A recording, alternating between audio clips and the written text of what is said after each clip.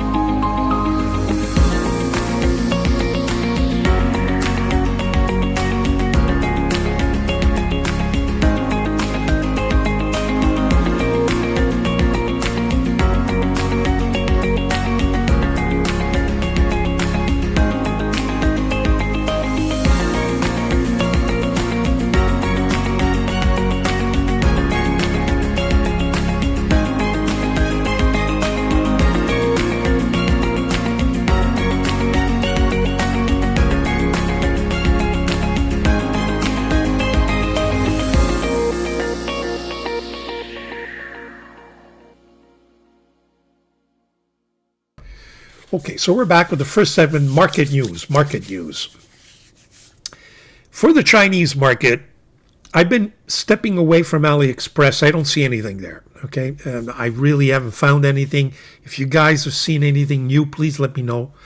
The big players are not putting out anything. So I've gone to Taobao, and in Taobao I found some interesting pens, and I've ordered a bunch of them. I've received a bunch of them. I'm going to show them as alternatives. Some of them are very interesting, just because I'm trying to look for the bargain of a decent fountain pen with a decent nib that's worth my attention. As far as other pen makers are concerned, you look at the main retailers and there's nothing there, folks. There really isn't.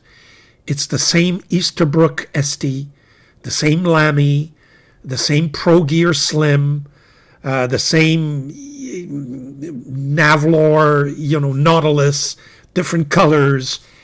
I'm just, the Italian pens are completely unaffordable. The Japanese have gone crazy with their prices. There's not much there. There really isn't much there. That's why I'm going to look to not only the Chinese, but I'm inspired by Lotus. Received that beautiful pen. I know it was $320, and we'll get to that. And I forgot to mention the price, by the way.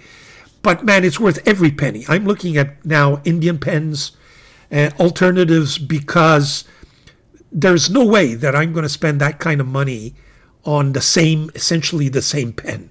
I mean, Leonardo are beautiful pens, but once you've seen a Momento Zero Grande, how many Momento Zero Grandes do we need? You know what I'm saying? I need to have. Look, I I mean, I'll buy 6 Asvine C1000s, 2000s, different colors, if it costs me 30, 40 bucks each. But if they cost me $700, $800, one is enough as far as I'm concerned. So, Taobao, I know you guys, I wish I could just teach the site to you, because some of you are just getting, it's not a very friendly site. And some of you said, yeah, but you got to be careful because it's a little complicated. You got to add shipping. You know what? I've calculated. The beauty of Taobao is that you can put in your cart 4, 5, 6 pens or products and then do a consolidated shipping. Because from what I understand, they get the product in, and then when it comes into their warehouse, they can consolidate all of you pay one shipping fee, and they ship it all to you. That's what I'm trying to figure out. I think that's the way it works. So if you're paying $60 shipping, but you're getting 7, 8 products, that's okay. You know what I'm saying? So in any event, let's go to market news. I'll show you what I've been able to rummage, but it's not much.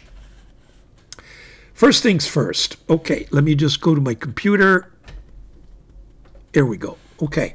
AliExpress. What I've noticed is a lot of SHEEN inks all of a sudden are appearing. I have 3 for you this week that I'm going to show you. Very interesting. So for those of you who are into SHEEN, well, take a look at AliExpress. For some reason, I've got like 5, 6 different offerings from different brand names that I've never heard of that are offering SHEEN inks. Okay. I also like this product. Let me just click it. It's big bottles of Jinao Ongdian. What does that mean? If those are Ongdian inks, then I'm going to buy them, because Ongdian inks are some of my favorite. If they're Jinao is not bad, but they're not, in my opinion, they're not as good as Ongdian. And if they're going to charge me for a 50 milliliter bottle, $10, it's worthwhile. So I may, just for the fun of it, order 3 or 4 and then compare them just to make sure, am I buying a Jinao or am I buying an Ongdian ink, and maybe they're made by the same people, God knows. So that's for inks. I wanted to mention Danica 58. Danica 58 specializes in paper, and I've referred to them to this site many times. What I noticed is that they're out with this 52 GSM paper notebook Tomo River alternative. When I see that, I ordered it. Okay? Then there is a 52 GSM Tomo River paper notebook Machine 7, 120 pages. I've ordered that as well. So keep looking at Danica 58, because there may be things there, if you're looking for paper, that might interest you. I've also written to Danica 58 and asked them if they can get some Krenna paper, because I would love nothing more than to have access to Krenna paper other than by or through Taobao. I know there's Hohenso or something like that, but they offer the very small format. It's smaller than an A6. So that's for paper. So look out for Danica 58. What else have I got? Peyton Street. Now, I'm going to show you some Lotus pens this week. And they have the Lotus Author, author, I should say, for $155, worth every penny, folks. I'll show it to you later. They also have these pens at $140. Take a look at Peyton Street. Lotus products there are sold at very reasonable prices. And folks, they make just absolutely great pens. So we're looking for alternatives. There you have it. Schaefer at Pen Chalet. I noticed this new Schaefer Legacy, which is very nice, with that inlaid nib. Now, it's a steel nib. It's not a gold nib. And as you can see, it's going for $260. Now, some of you complained about the Lotus Titan at $320, and we'll get to that in a minute. You know what? I mean, I'm getting a steel nib, $260. The product is not proven yet. It's that it's a new pen maker, but for $320 you're getting a titanium integrated nib. I think it's worth every penny, folks. So there you have it. Taobao. Notice that Admoc is selling these number 6 size nibs. They say very soft and elastic feel, providing a comfortable writing experience. So I'm not sure what these things are, but I've never seen them before. So what I thought I'd do, maybe I'm going to buy a couple of these nibs, try them out, and just see how soft they really are. That's Taobao, but I'm waiting to compile several products so I can consolidate the shipping. Speaking of which, notice a couple of Tanguy pens. I think this means Tag Moon, if I'm not mistaken. These are beautifully lacquered pens. They're going for 950 Chinese yuan, and 950 is about 190 Canadian, which translates roughly to about 120 American. That could be a really good bargain. So there you have that. Now, do they come with nibs? Because I noticed here that if you add the nib, let me just see, single barrel without nib. Okay, so this, the 190 would be without a nib. If you throw in the nib, then I've got a feeling they're probably significantly more expensive. Let me just see. Because look at the lacquer on these pens. Very, very nice. Well, no, I'm getting the same price, 950 with a 14 karat gold. I got to look into this. But these are the type of products I think that would make sense. Yes, they're a little more expensive than your regular Chinese nib pens.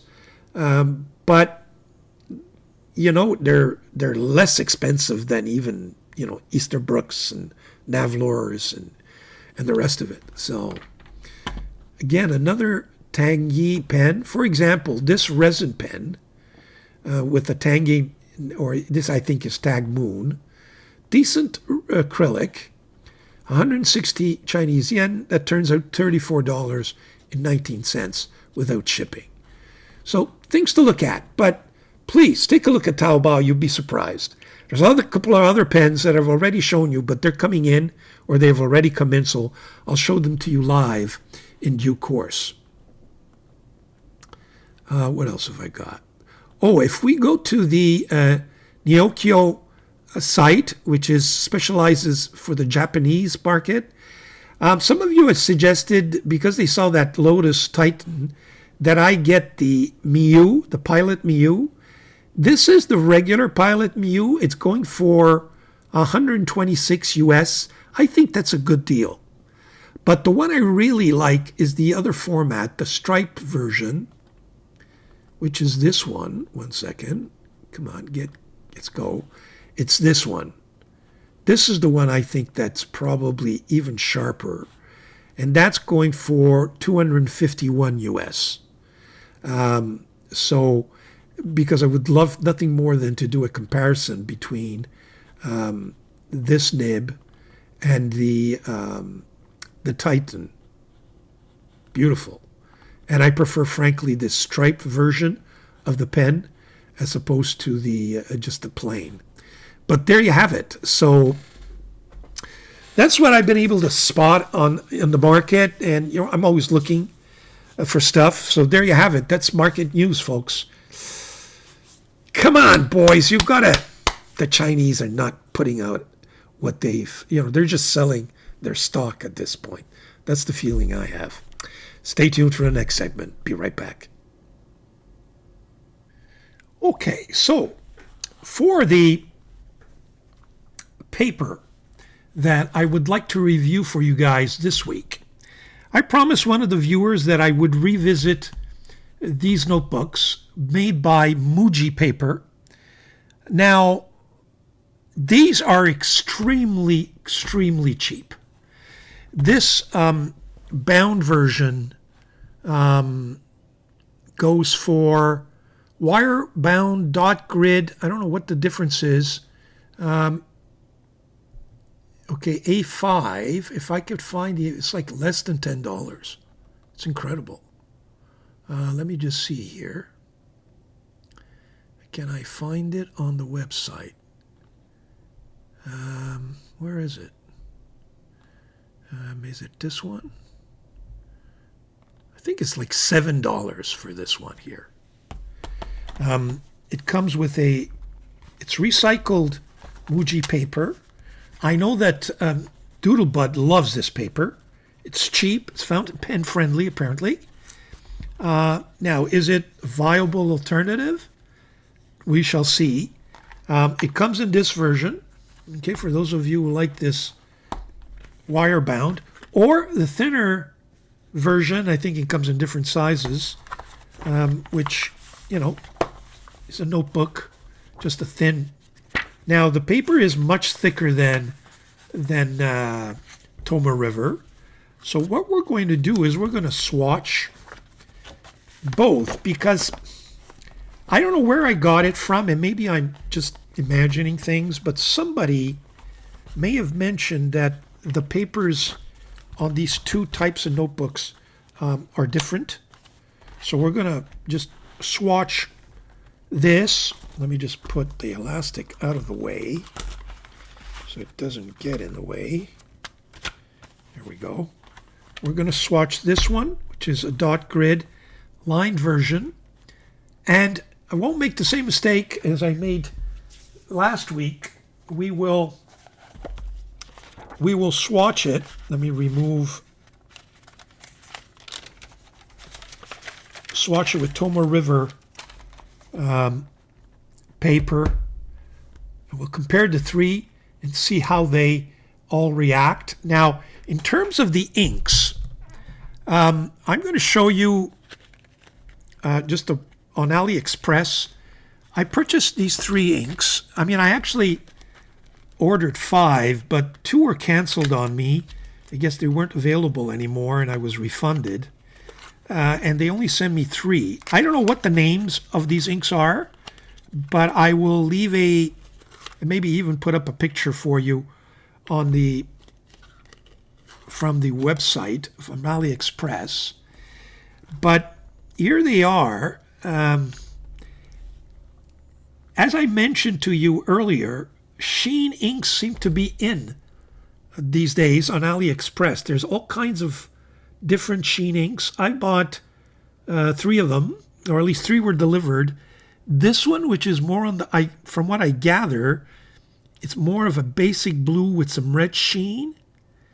And the other one is kind of a lighter blue with some red sheen. And then there's green with some sort of sheen, probably purple. So those are the 3 inks that I propose for you. They're smaller formats, but I'm very curious how these pens swatch. So what we'll do is we'll set it all up. We'll compare the MUJI paper to the Toma River paper, the 2 versions of the MUJI paper. And then I've got some inks, some pens inked with this ink. So we make sure that we actually, properly test these inks to see how they write on true fountain pens and not just dip pens. So let me set up and we'll be right back. Okay, we're all set. So my only concern is that I don't know what to call these pens. They're no semblance of name, not in English anyway. They call it collection traced. At least that's what appears here. So we'll call them collection traced SHEEN inks. Why don't we do that? Okay. First one, let's try this lighter blue. I think it's lighter blue based on the pictures. So, as usual, folded nib to do the swatching. 1. Wow.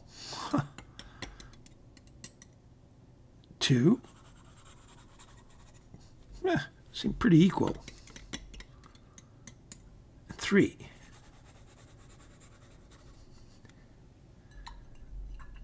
What a nice blue. Oh, Wow, wow, wow, wow, wow, wow, wow. So we'll call it collection.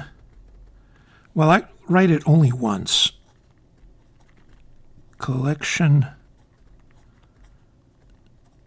traced. No, collection traced. Yeah.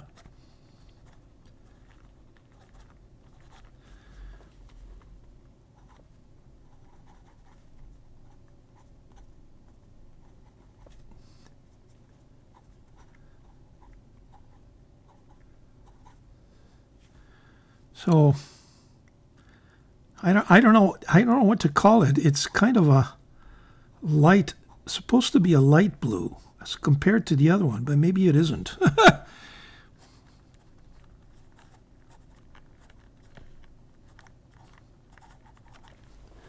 And here, collection traced.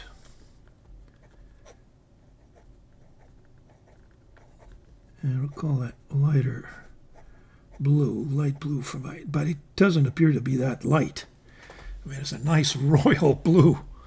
And as we go along, you can see that the sheening is quickly forming. And looks like an interesting ink. Next, we'll break up the blues with this green. We'll sit that in between. So, nice big swatch here.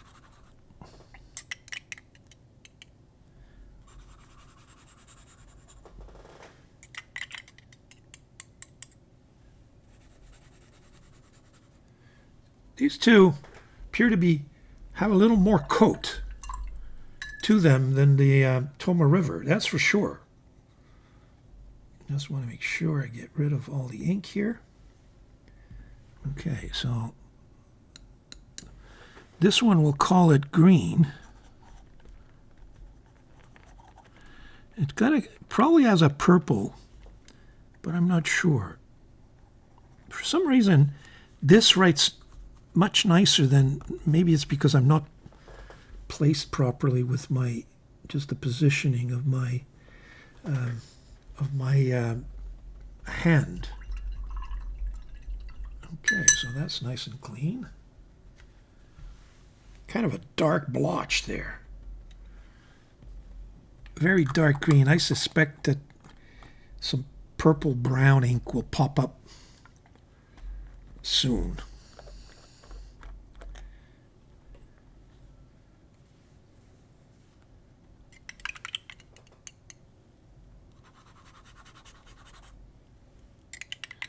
Well, this is more of a, turquoise blue as opposed to a royal blue. But again, it pops up with that big black bob. I don't know why that is. It's curious. We'll call that teal blue. It's not even turquoise. It's kind of teal shade there.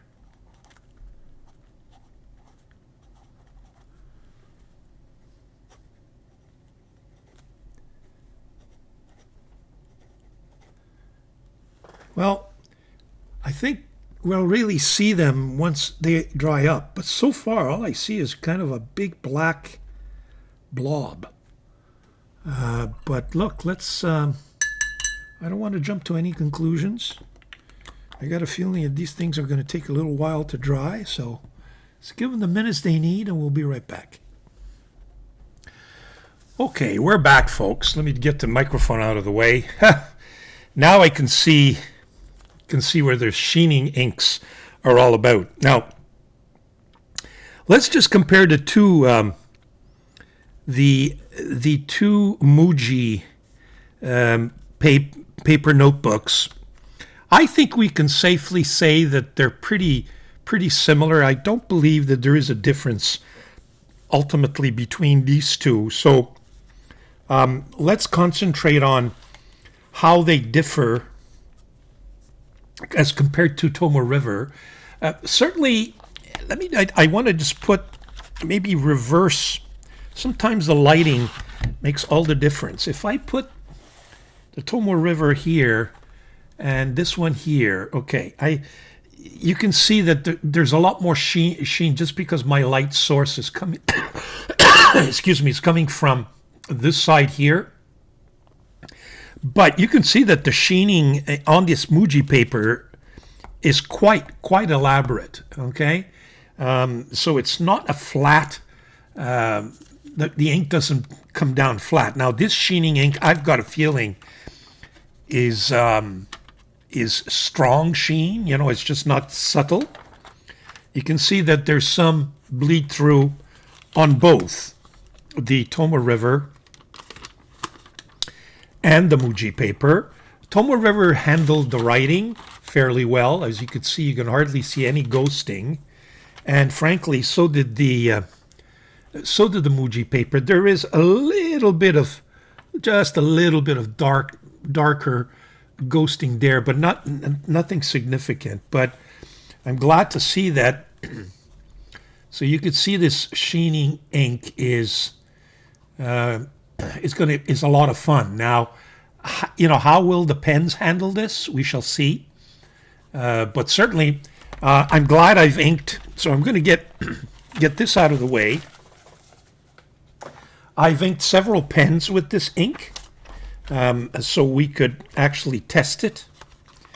Let me just open it up to we'll right on this side here. Get rid of the tools. Actually, what I propose is that I'm going to ink some of the pens that we will be looking at in my weapons for next week. We'll have these inks, these 3 inks, so stay tuned for that. First, we'll complete some of the segments and the revisited segment, and then we'll deal with the weapons for next week. And in those pens, you'll see how these inks perform. So be right back with the next segment. Okay, so we're back with my pen haul for this week. First and foremost, let me put this black box aside. Decided to buy this pen from Sailor because I want to do a review comparing their new steel nibs to the gold nibs. So I got this pen. And you know, I'm having difficulty following all the models. There's the 1911 Casual L, which I believe is this one. There's the 1911 Prophet. Then there's the 1911 with a 21 carat. There's a 1911 with a 14 carat. So I may be wrong on all this, but this I believe is the Sailor. They call it the Sailor 1911 Casual. And it has, I'm having difficulty with my camera, so let me just see if it wants to cooperate a little bit better. That's the steel nib. No, it's just not right. Let me be right back, because I don't like the way the camera is focusing on this nib, and the whole point of this pen is this nib. Okay, I think this is a little better. There it is. It's not a pretty nib compared to their gold nibs. It says MF on it, so medium fine, I guess. It does have that, you know, Sailor branding. Pretty ordinary looking kind of a nib. That looks like I'm not sure, but it looks like a plastic feed. I don't think it's ebonite. The pen is a cartridge converter. Let's do some writing with it. Now, I don't want to spoil the comparison, so I won't make too many comments, because I do want to compare, and I've ordered another Sailor, a 1911 Prophet with a steel nib. I think it's a smaller nib. This is a kind of a, looks like a number 6 or almost a number 6 size. But I'll let the camera pick up the sound.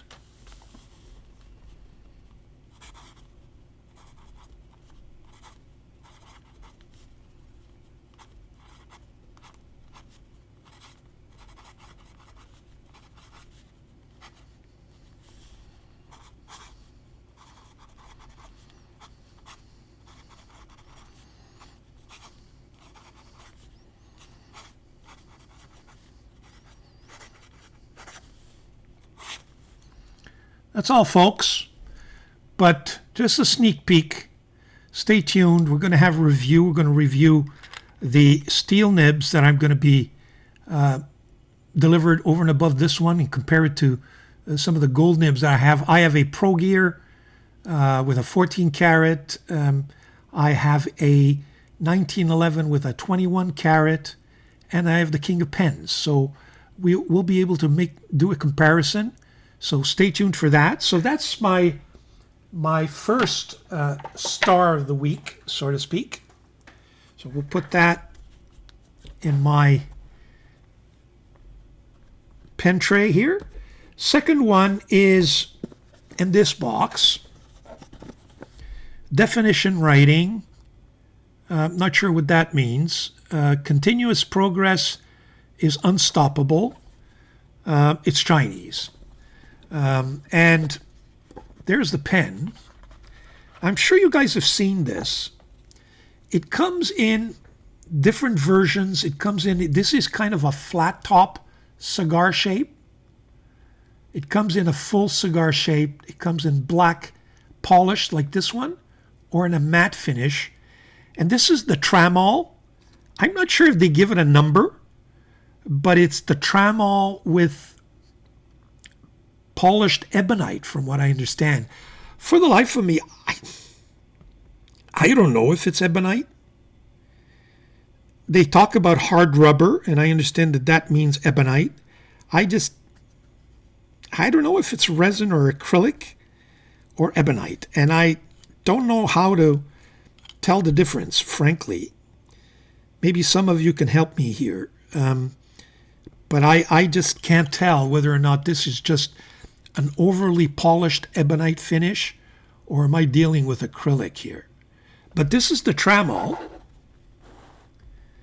So, and it's got a kind of a Chinese generic nib, nothing special.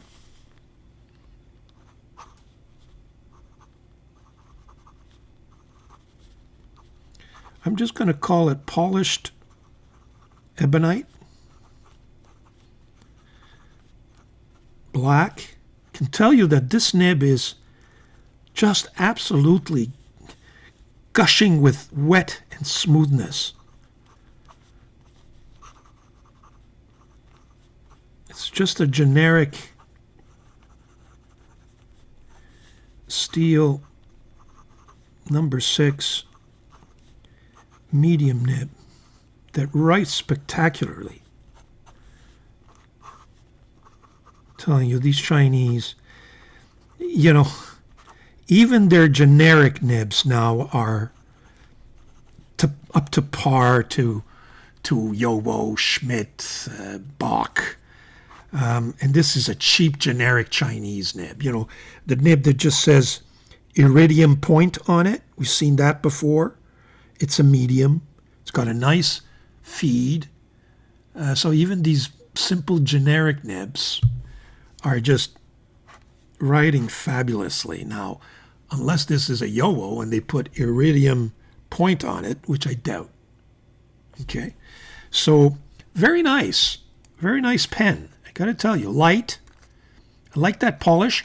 I think I would have preferred the matte finish, just because it would have given me more of an idea of whether it truly is ebonite.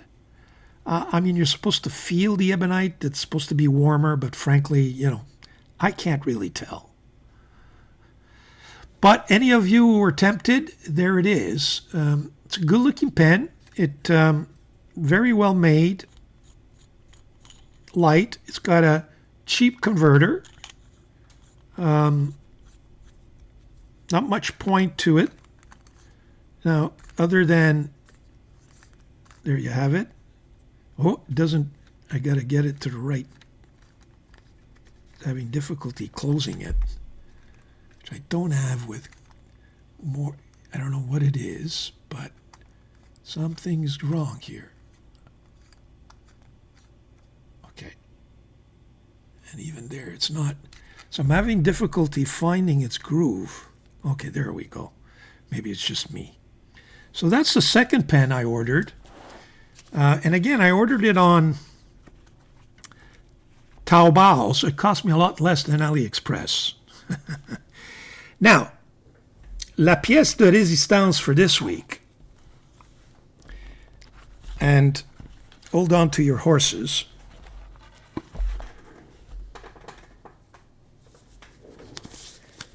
is this.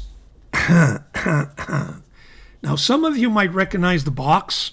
I should have pulled the box, another box out to compare it, but let's push that wooden box out. This perhaps will give it to you, give it away. LTXI Yun. It's really the next, or the other version, if you will, of this pen. And if, for those of you who saw my review of the Dieman D6, this looks suspiciously similar. But is it the same? Stay tuned for my detailed review. Maybe this week. If I have the time, I will publish that review on the weekend so you guys can take a look at it, and we'll compare the D6 to this and all its attributes, including the nib. Now, my understanding is that this nib is very different from the other one. Is the pen similar? Does it have a different design? I've heard all kinds of stories. Not going to spoil it for you guys. Stay tuned for my review coming up probably this Wednesday. I will do my best to get it out to you guys. We'll do it during the weekend. It comes with a little bottle of what looks like black ink from, the branding is LTXI Yun. I won't say anything more. It doesn't appear to say Hongdian anywhere.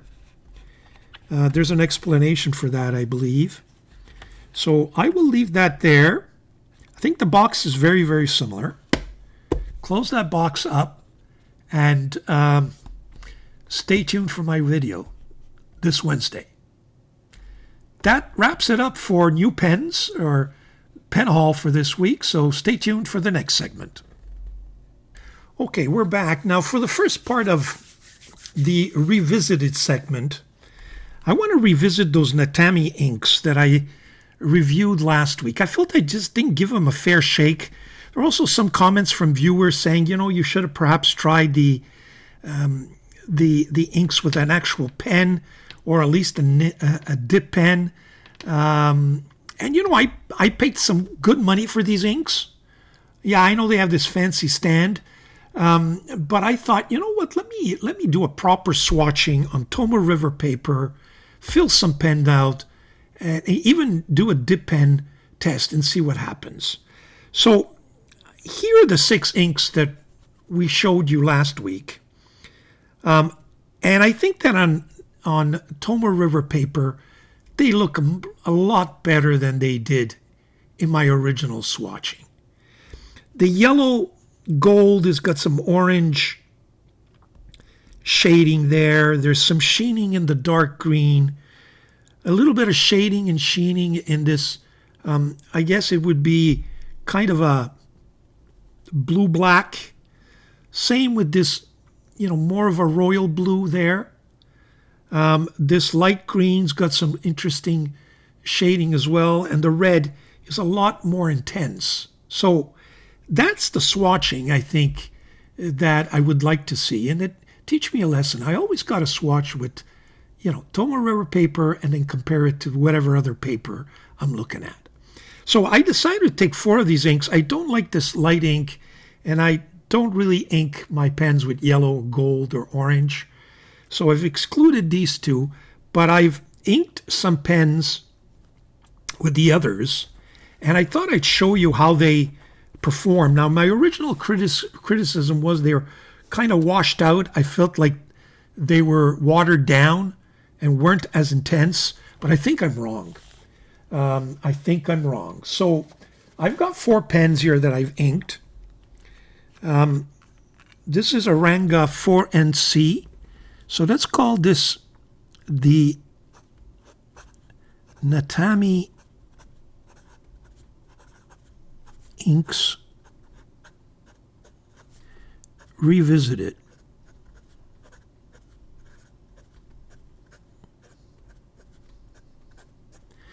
So this is, and unfortunately I don't know the names of these inks, but I'm gonna put here red ink. I have here the Ranga 4NC. It's got a Yowo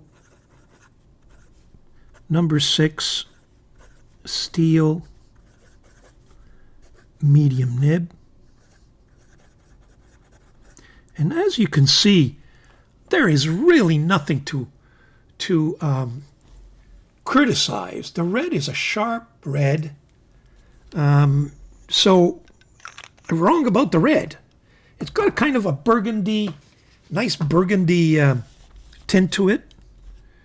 And I'm glad I did this, because now at least I could use these inks. Otherwise, I would have shelved them and never used them again. So thank to those viewers that said that I should have given them a fair shot. This is my big Ranga, what is it? I guess it's the number 5. Just a big, huge Ranga pen. I've got in here that dark green. So dark green. And it's a Ranga Model 5, I believe they call it. This one has a Yowo number 6 steel 1.1 stub. Again, really nothing to complain about. Quite the contrary. You'll see when this dries up, I think it's even going to show me some red sheen. Very intense, very wet color. This one is a ASA, an Indian pen. ASA, I believe, or is it a click? No, it's an ASA with a fountain pen Revolution 1.0. It's like a double broad. So this is the, I don't know what to call it. It's this one here. It's kind of a tealish blue.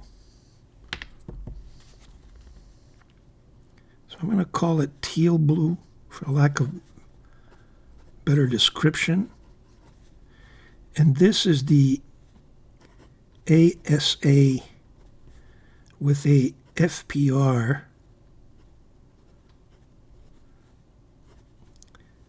It's got an FPR. I'll put it here. 1.0. I guess it would be a stub, but it's more like a double broad. Not much line variation, but nice and thick. Again, as you could see, wet ink, not lacking intensity at all. And the fourth one, which is this royalish blue, this is the, what do we call this pen? The Monterey, Ranga Monterey, I believe it is. So this is the Ranga Monterey. And the ink, I'm going to call it the royal blue ink.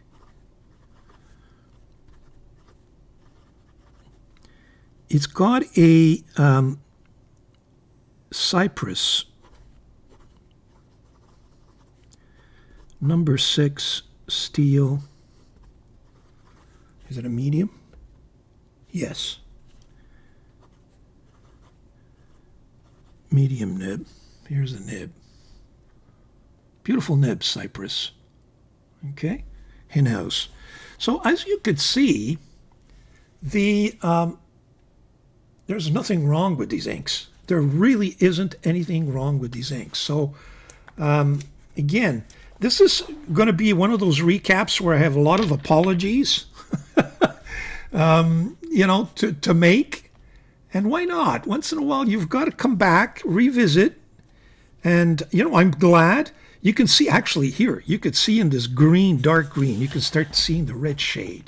I don't know if you see that. If I turn, the camera doesn't want to, but yeah, you can't really see it in the camera, but against you could start to see kind of a reddish tint there. But, it's nice to revisit. So now I know that I could use these Natami inks. I don't have to shelve them, and I've spent, they're like pretty expensive. They weren't cheap. So I didn't want to, just throw them on the shelf and never use them again. So there you have it. Natami inks revisited. Hope that clarifies stuff. Be right back. The other thing I wanted to revisit were the different Crenna. Last week, you remember I had this sampler. It was a Crenna sampler. Let me just pull it out for you. Do I have it here somewhere? Here it is. And I took out from sheets, I took out 4 different Crenna papers. And we did some swatching with those, with some of the inks, with some Iroshizuku inks, just to see the difference, And these are the swatches. Let me just, I keep all the swatches I do. So let me take out the 4 in question. Here they are. There's the Snowfall Lights, 68 GSM. There was the 55. And then we did the 50 Crenna Spark Paper and the Starbow 52. And some of you start mentioning, well, it looks like you swatched horizontally, vertically, and I couldn't understand what they were getting to until a viewer made it a little bit clearer for me. They kept insisting that I may have done that on 2 of these sheets. I swatched my inks horizontally as opposed to, or vertically as opposed to horizontally. In any event, I tried to say, look, my swatches all go this way. So call that, if you want, in other words, the paper is vertical and the swatching is horizontal. I didn't swatch this way, okay? But one of you noticed that the lining, I don't know if you can see that. Let me just get my pointer. You see the line here is horizontal. The line here is vertical. So that is supposedly reflects the grooves of the paper, that you can't see, but that is reflected in the swatching. Similarly here, you see there's an horizontal sheening, whereas here you see a vertical sheening, vertical, and here everything is horizontal. And I had never realized that. I think, in fact, mind you, I didn't really pay attention, but this is the first time that I think that I see sheening go this way as opposed to this way. And I got to thank you, the viewers. I always say I'm not an expert. I'm just a passionate fanatic that, started a channel, and I've got so many products and I've done so many experiments, etc., that I have some knowledge to share, but certainly I'm not immune to education and to learning and to expanding my knowledge. And so thanks to those viewers. So yeah, maybe the Starbow and the snowfall lights have kind of a horizontal groove, making it such that when you write with this paper, you may feel some tension going against the grain. Now, let's just, for the fun of it, is this the red one? Yeah, let me just see if I sense anything. Let me just repeat here, Konpeki.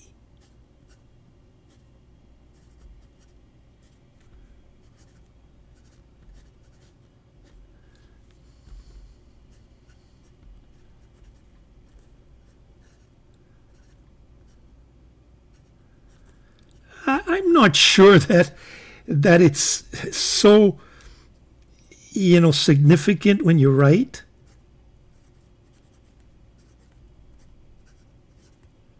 I mean, I would have to really do a lot of writing to see whether or not I feel something different on these vertical lined paper as opposed to this, or these horizontal as opposed to the vertical. But I just thought that was interesting. And you know what? I'm going to pay more attention to that. When I have some spare time, I might do more testing just to see if I can draw any conclusions. But there you have it. I thought that was an excellent observation from some of the viewers, and I thought I'd share that with you. So again, if we talk about a recap full of apologies, well, there you have it. You've got a second apology. Sorry to those viewers that I kind of dismissed, couldn't understand what they were talking about, but now I do. So there you have it. The Krena paper sampler sheets revisited. We'll be right back. Okay, now I'm back. A third apologetic revisit in regard to this beautiful pen. This is quickly becoming one of my favorite pens. This is the Lotus Titan. Now, as several of you viewers pointed out, I omitted to mention the price of this pen. I was convinced that I did in my own head, but I obviously didn't.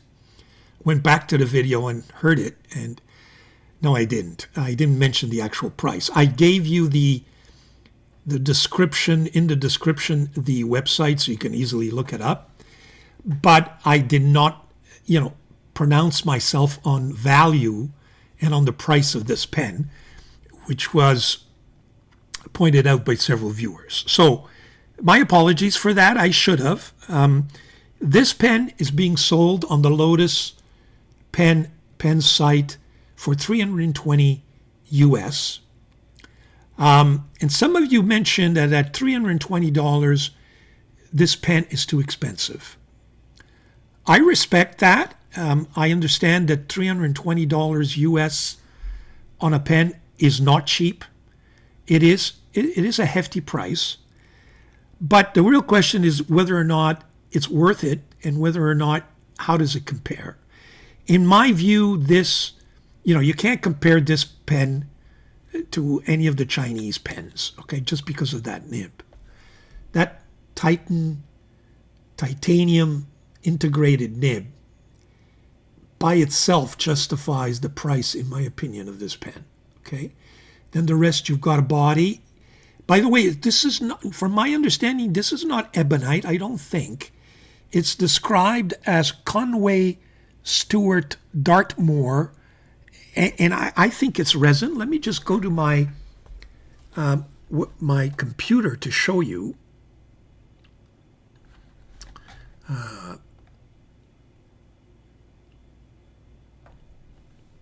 Here we go. In the materials, you can choose several, including ebonite and including what they call Conway Stewart Dartmoor. That's my pen. And if you go to look up Conway Stewart Dartmoor, here it is. You see? So it's got that kind of cracked ice look in a brown shade. I believe that this is resin. I don't believe that that's ebonite. Okay? Correct me, folks, if I'm wrong, but I believe that that's resin. And in terms of comparing this pen and the price to others, let me show you a few examples. The new Schaefer Legacy, okay? This is the new one. This is not the vintage one. It looks like they've come up with a 14 karat gold at $360 US. They have a Schaefer Legacy inlaid nib at $298, which is steel, and then the ballpoint. That's the ballpoint. So steel $298, gold $360.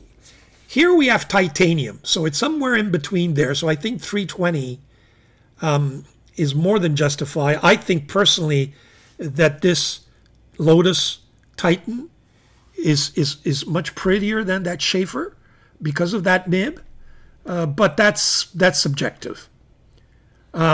If I look at Leonardo pens recently, Leonardo pens are going for, in steel nibs, they're going for $295.08 for the Momento Zero Grande number 6 steel Yowo nib.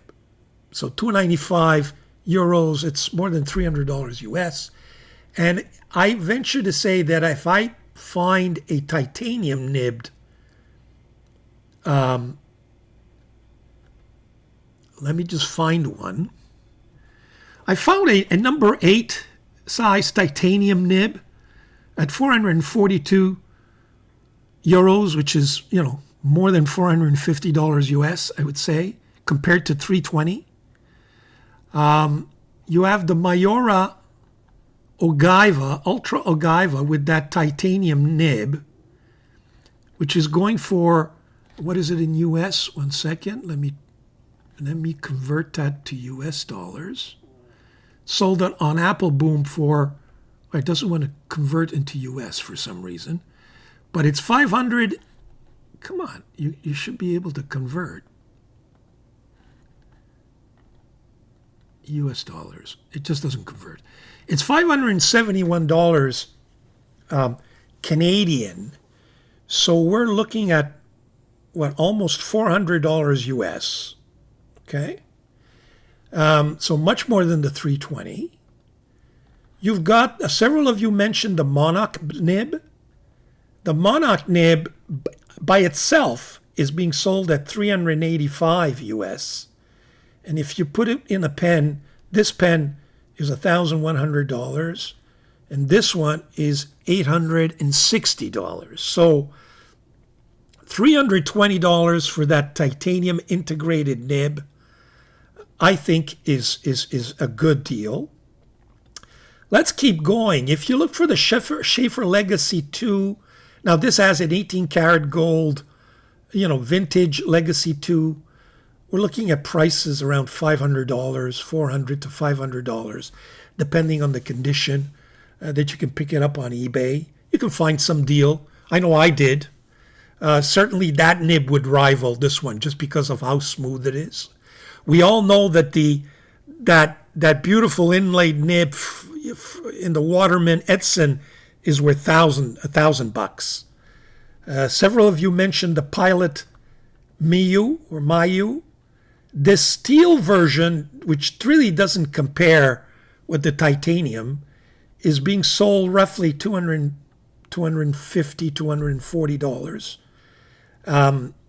And this sharper looking one, the Miu striped stainless steel, is going for like $475, and they're rare to find. In fact, I'm always looking for a deal on the Pilot Mayu or Miu striped version. And when I find one, I'm going to pull the trigger. Then we can do a comparison. But so even there, it's $475. So all to say that I believe that this pen is worth $320. Now, I'm not trying to sell you this pen. I know I need to mention price. Most of the time I want to, show you pens just to show you what's out there. And then it's up to you if you want to buy it or not. But is it worth the price? I think it is. I really think it is. Now, in terms of revisiting it, one of you mentioned, do you know if, because it was being sent to me, whether, they worked on that nib? I don't know if they, decided to do extra work on the nib? I doubt it. It doesn't look like they manipulated that nib. It looks like a nib that's out of the box. In fact, I can even sense just a little scratchiness here when I go here. So not this way. It's really when I'm coming back, but very minimal. I think that this pen is just a blast to write with. Now, one of you also asked me to look at whether or not the line is different if I really lower the pen. That's the line I'm getting. If I'm going a little higher, I'm basically getting, I would say to you, the same line. Now, I'm not measuring this with a caliper, but we're talking roughly the same line. So I don't see a line variation like you would in a Fude nib, for example. I also noticed that the pen is very difficult. When you post it, you have a tendency to hold the pen a little higher up, and that's when it gets away from you. Now it looks like you're painting with this pen as opposed to writing. It's like a paintbrush, Personally, it runs away from me, so I need to get more control. And it's so much fun because the first time you touch that titanium nib, it's nice and cool, and then it warms up. So I have a tendency, if I want to write properly and control the pen, I need to hold it a little bit lower down. So as you can see, now I've got control over it. But, folks, this is Waterman Edson category in terms of smoothness and or the legacy. We're really there, I'm telling you. This is not a sales pitch. It's just reality. So I did want to revisit my Titan. I didn't like the idea of people telling me that maybe I got ripped off at $320. I think it's worth every penny. Now I could afford it, and that's okay. And people may have other priorities. And yes, there are beautiful Chinese pens. Look, if there's a channel out there that brags about Chinese pens being, some of the best pens in the market at extremely low prices, it's Fountain Pen Therapy. Okay, so I stand by those words. But once in a while, you get a gem like this. You've got an Optima Aurora that's like $900 Canadian.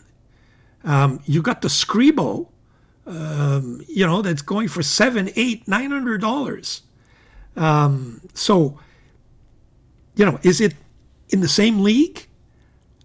I think so. I really think so in terms of writing experience. Now, do you like the design? Some of you mentioned that the fact that this step here doesn't go all the way, it kind of looks funny. I agree. In hindsight, it may have been nicer if it just descended all the way down. This is not a piston filler. It's a cartridge converter. Okay. Some people would say to you that it's better than a piston just for, to clean out, but others will tell you, oh, wait a minute now, you don't have as much capacity. Now, should that cap go all the way down? Perhaps. Then it would have been a little more like the Pilot 95 or E95S, which, by the way, it's not in the same league as this pen. It really isn't. And now I've already pronounced myself. I think the Pilot E95S going for roughly $200. Some places you can get it for less. Some places sell it for more. Depending on which model you get, you can spend like $300 for it. It's just not in the same league as this. It really, really isn't in terms of writing experience. Now, I'm going to keep writing with this pen because I want to see whether it suffers from dry nib. will I wake up a week from now and find the nib dry? I will let you know. So stay tuned, folks. So that was an apology along with a revisit of what I think is a beautiful pen. Be right back with the next segment. Okay, the next pen that I would like to revisit is this one. This is the Delta Amalfi Magnifica, or pen. Beautiful. And this is like an original. Original. It's vintage, sort of, because it was made way back when Delta was still around. I know that Goulet pens at one point were selling kind of a modern version of this pen.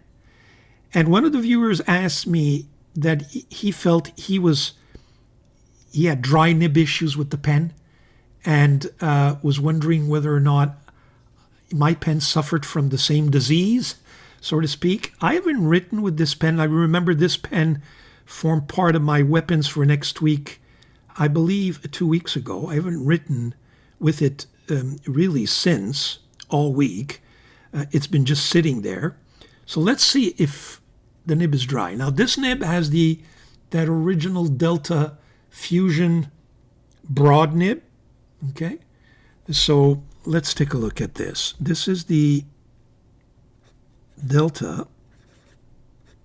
No dry issue here. Amalfi Magnifica.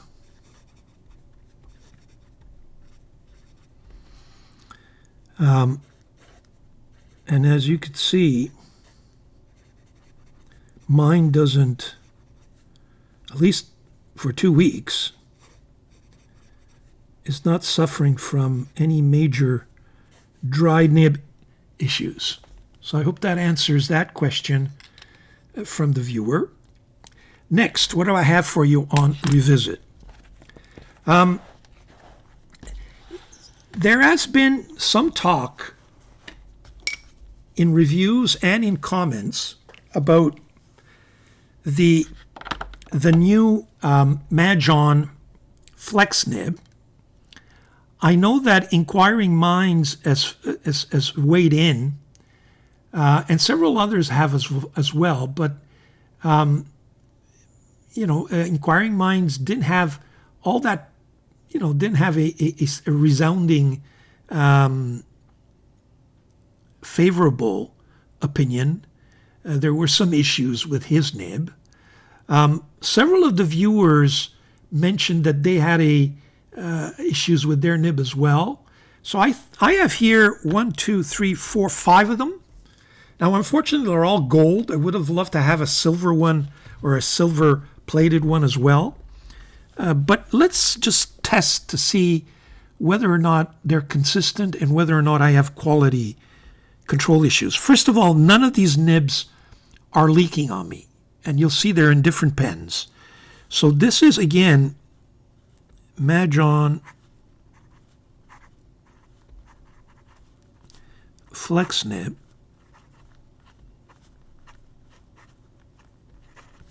Revisit it. Oh, that's me.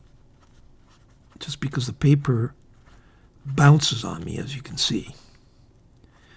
Okay, so this first one on, what is this? The MUJI T5, I think they call it.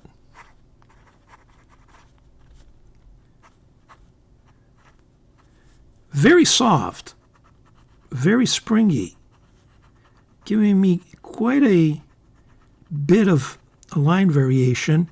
And one of the viewers asked me, what is that 0.5 to 4 millimeters? I think it goes, in other words, it goes from a fine to a very wide. Now 4 is quite wide. I'm not sure what that means. Certainly, I'm getting very wide, but as you can see, when I push it, it's fairly wet and thick and bouncy, very bouncy, to the point where I would say it's flex. Not like Magna Carta, but flex, like some of the vintage flex. This one is on my Dieman, just to show you that I've put it on a different pen. This is on the N6. So this is the Dieman N6, and here it's much more rigid. I don't know if you can see that. It's not giving me the same bounce. I have to really push it, and even if I push it, it's not giving me the same thickness. And I'm really pushing it here. So a little stiffer, so I would say more like an elastic, extra fine Yo-O semi-flex nib. I forget what they call them, but you know what I'm saying, what I'm talking about. On my MUJI C5, this is the MUJI. You see, this one is giving me more flex.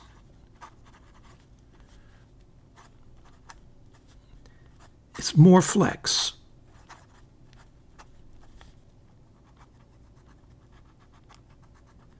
It really is more like a paintbrush.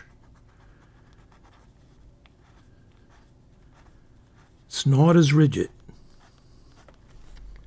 So far, two flexy and one just more rigid. Let's look at, this is my MUJI C4. Yeah, this is rigid. Can you see how much thinner it is?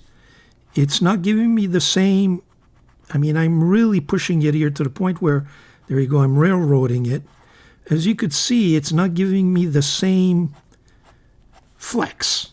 And when I push it, it railroads. Now I have my MUJI, what is that, the P1, and I keep forgetting. I think it's P138. You'll forgive me if it's the wrong one. Whoa, this is, okay. You can see, well, mind you, I'm railroading it there. But does it have any ink is the question.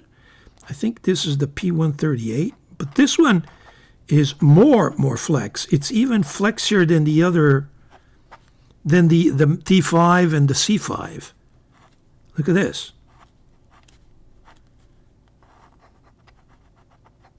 Yeah, you see that? Now we're into, well, we're not quite into Magna Carta Mag 600 territory, but let me tell you, this is really soft to the point where now the feed can't keep up, but much thicker than the rest. And last but not least, I have one in this M800.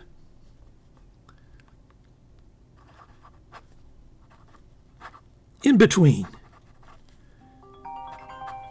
Oh, my phone is ringing. Be right back. My apologies. So this is the M800. And what was I saying? This is kind of an in-between. It's kind of a, I would say it's in between. It's a little more than these rigid ones. But less than the others, okay, and certainly less than my P138. You see?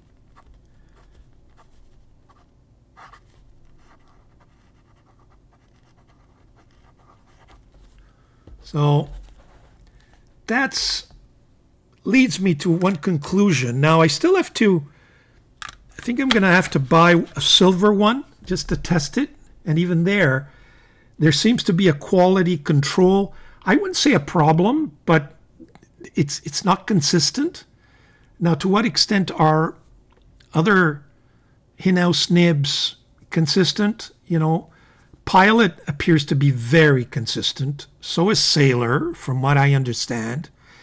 But, you know, Santini nibs, I can tell you that there may be differences from one to the other. They're very thin nibs, and sometimes you could see that there's a difference. Scribo nibs and Aurora nibs, You know, I can see some differences there. But again, I have very limited, sampling. Here I have, at least I have 1, 2, 3, 4, 5. What is it? 1, 2, 3, 4, 5, 6 nibs. I don't have 6 scribbles. I think I only have 3. I have 3 or 4 Santinis. I have several Auroras. And one, the fine nibs, you can also get I know I got a scratchy Aurora nib. So there appears to be an issue. So I can understand what some people are saying. Mine is railroading, probably because the feet can't keep up with a very flex version of that nib. And others, don't find it to be a flexy nib at all. So they probably have one of those rigid ones. So, but they're still, whether you're talking about rigid, flex, or very flex, they're all very pleasant, and they're certainly worth the price. What is it? Less than 18, 19 bucks they're going for. You can get a pen for 30, 40. You can't beat that. You really can't beat that. So there you have it. The Majon Flex Nib revisited. Stay tuned for the next segment. Okay, so we're back for my weapons for next week. Well, I thought I'd stay in the theme of Natami, so I pulled out a couple of Natami pens, given that we are looking at some of those Natami inks.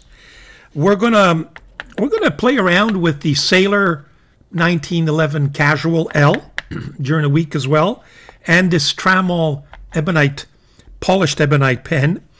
I've added a series of Lotus pens as well, including my Lotus Titan. So let's just set up the camera. Okay, so why don't we start with, well, we've seen this one already, but let's get these out of the way. This is the Sailor. I really want to just see how it writes on this paper.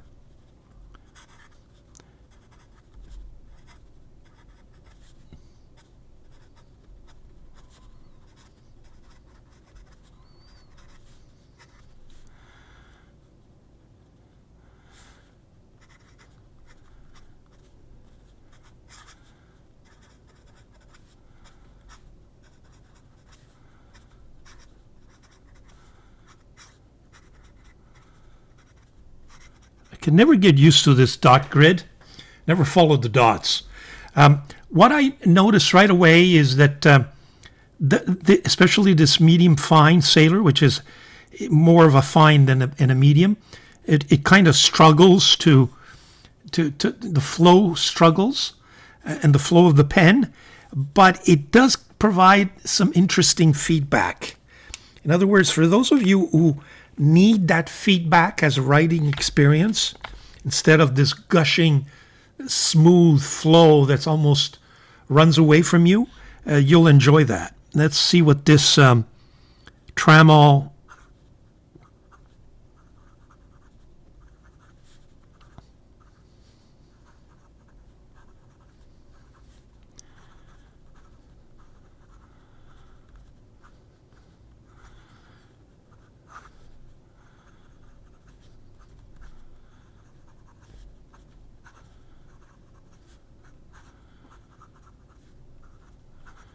even with this wetter pen, it's like you're not writing in cement but more like clay. It's very sticky. This is the Natami. I don't know why I don't use this pen more often. Let me just open it up a little bit. It's a vacuum filler. It's a Natami, the Super Warship.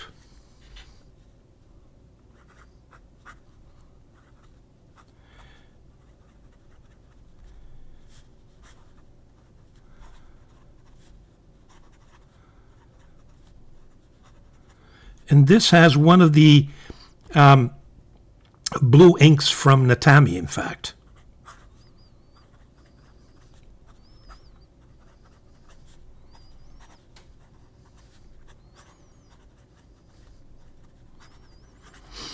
What I noticed with this pen is it has a dry nib issue after a while, but we'll keep We'll keep at it and see how long it lasts.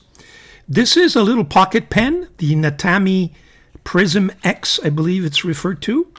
I've put in here that green Natami ink. Very slippery.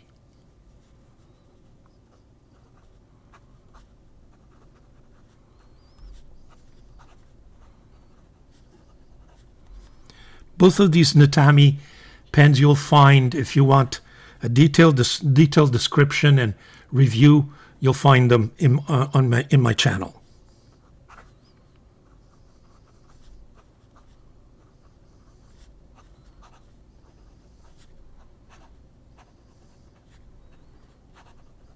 Yeah, especially these fine nibs, the pen has a struggling to smooth itself out.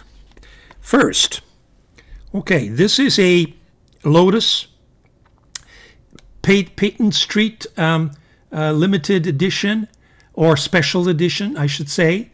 And this one's referred to as the, I can never remember, just one second, I'm looking at my computer screen and my data bank to find it. Lotus, here we go. The Agni Citrus Splash. So this is the Lotus Agni Citrus Splash. And this has one of those, this has the green SHEEN ink. It's also got a Yowo 1.5 or 1.1, 1.1 stub. Now with this stub, the flow is much better, a lot smoother, and the flow of the writing is definitely there.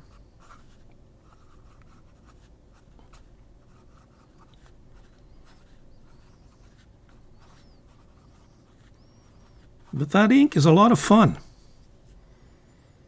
It reminds me of that crazy SHEEN ink that KWZ makes, which is awful because it just very, very messy.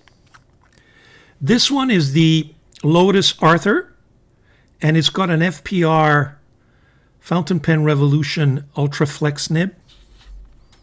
So this is the Lotus Arthur with the FPR Ultraflex, and it has that royal blue SHEEN ink.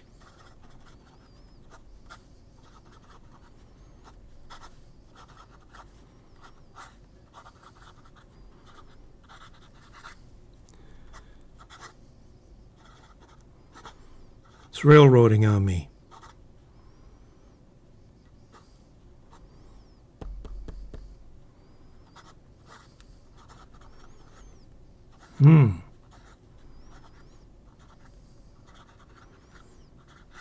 Coming back. But that's the nature of the beast. I'm sure that the sheen in the ink doesn't help the flow of the flex. Let's go to the next page. Let's just see what it looks like on the other side.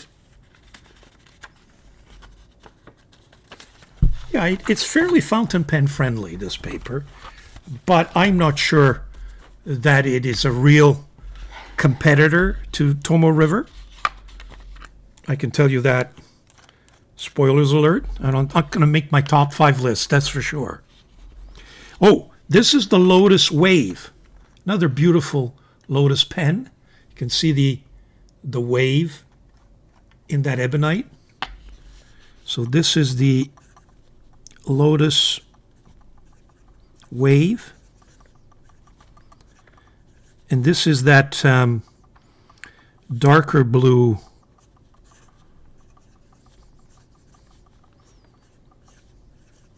SHEEN ink. This is the black one, the black wave, because it does come in different colors. And it has a Yowo 1.1 stub, steel, number 6.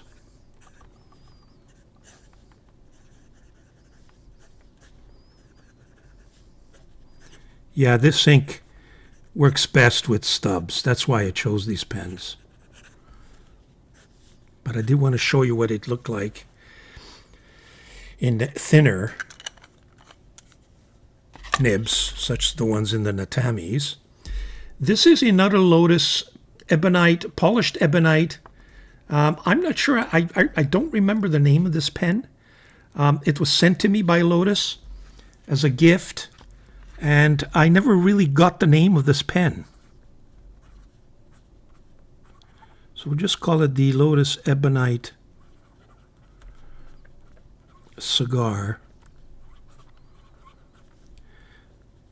And it has a Yowo number 6 steel, and this one has a broad nib.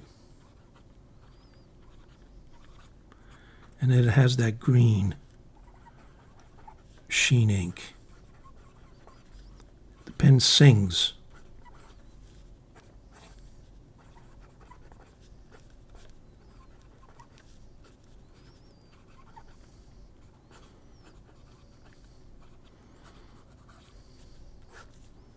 Nice thick ink. Slowly I'm starting to see the pen.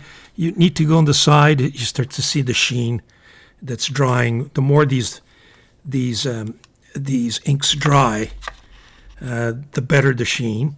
This is the Lotus copper pocket pen, the Lotus Ion. It's copper, so it does leave that copper smell on your fingers. Lotus Ion, and this has a Yowo number 6 steel broad nib as well.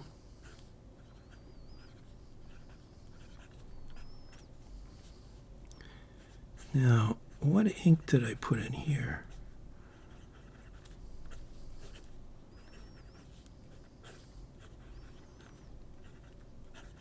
I believe it's the same ink that is in the Lotus Ebonite pen. So it's the green sheen.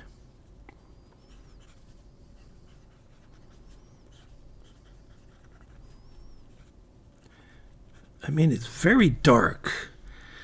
Yeah, and even with all this light, the green is got some difficulty popping. And we can go to the next page. Let me just open this up.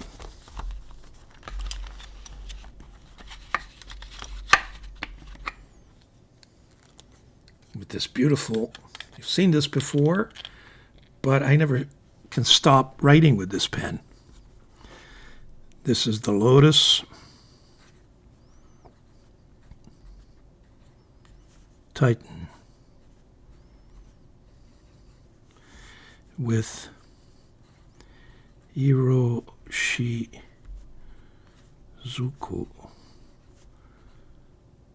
Yamabudo. Is it Yamabudo or Namabudo? Jeez, I got a mental Yamabudo. Come on, Vince. I'm tired. Been one of those weeks. And it's rainy, so my golf game can't get off the ground. It's raining too much in Montreal. We keep canceling our tee-offs because of the rain. It's awful. You get one day that's very warm, next day is very cold.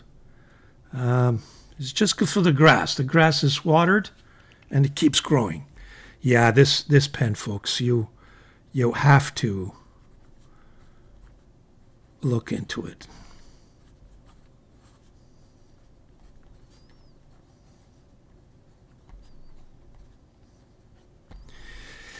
And I've contacted Lotus to find out whether or not they have any other, sharp models coming out, because they did come out. There's another one that I have, and I don't want to spoil the surprise, that was delivered to me not too long ago, that I purchased from them as well. We'll probably see that next week. That's another beautiful pen from them. So I asked them if there were any other special pens that they are planning on releasing, and they're going to keep in touch with me to let me know when it comes out. And as soon as it does, we'll order the pen and we'll get it to us, and we'll be able to show you, because they make some beautiful, beautiful pens. I mean, they are a little more expensive than Ranga, more expensive than Vizier, for example, two other Indian, than Canwright, but the level of their pens are just a notch higher. And it explains, and you've got different materials being used, different models, so I think it's superior quality to the others. But there you have it. Those are going to be my weapons. So weapons for next week. We're going to have some fun with those inks. We'll see how they perform on my agendas, because they could cause a mess, those SHEEN inks. I've got a feeling that that's why I have these finer lines with non-sheening inks for my Obonichi notebook and the like.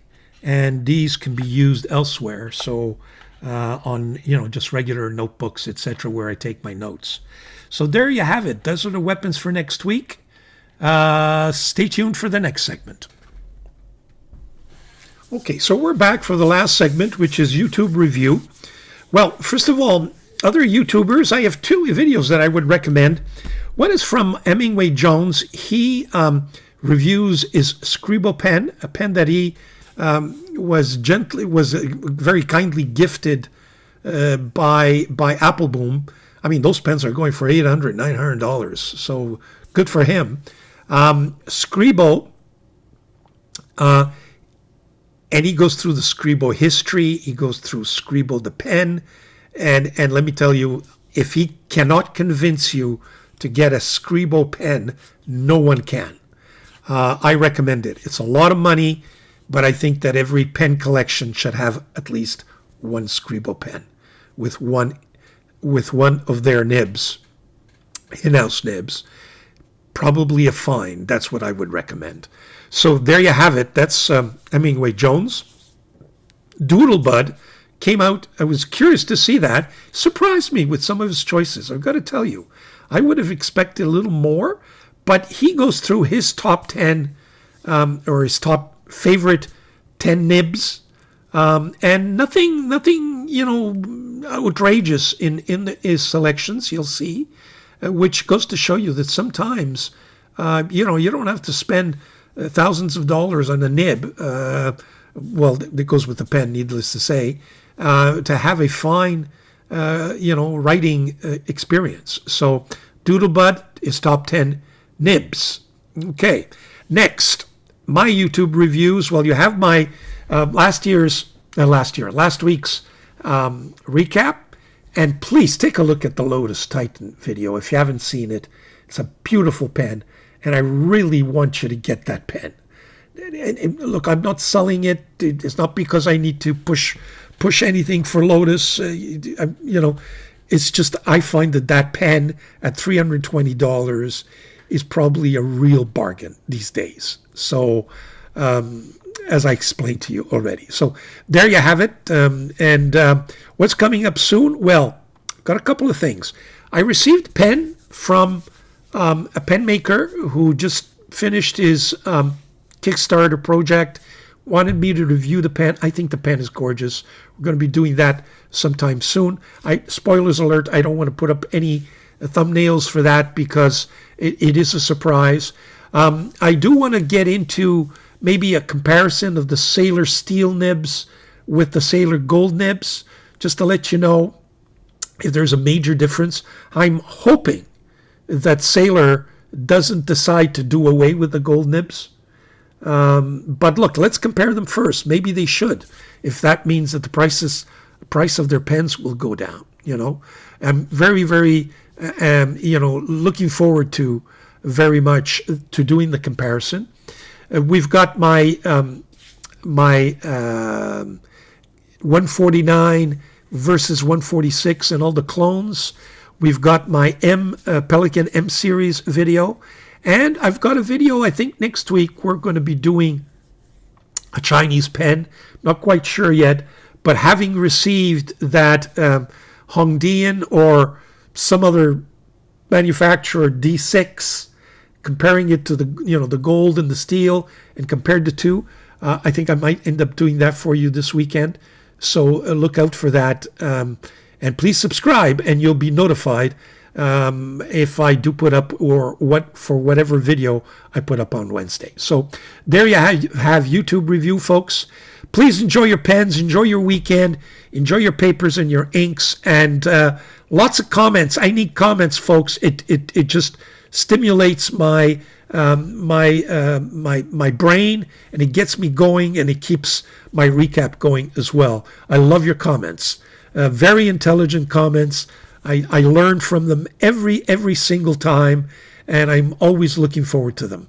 And I try to respond to all of them as much as I can. If I miss a few, sorry about that. One of the things is that if I respond on my phone, sometimes it doesn't reproduce and doesn't when I go on my computer, and sometimes I end up thinking that I may have already responded because I don't want to respond twice, and I may end up missing. So I don't know how the YouTube system works, but it's fooling me in that regard. So if I miss any responses, please forgive me. I'm doing my best. Take care, folks. Ciao.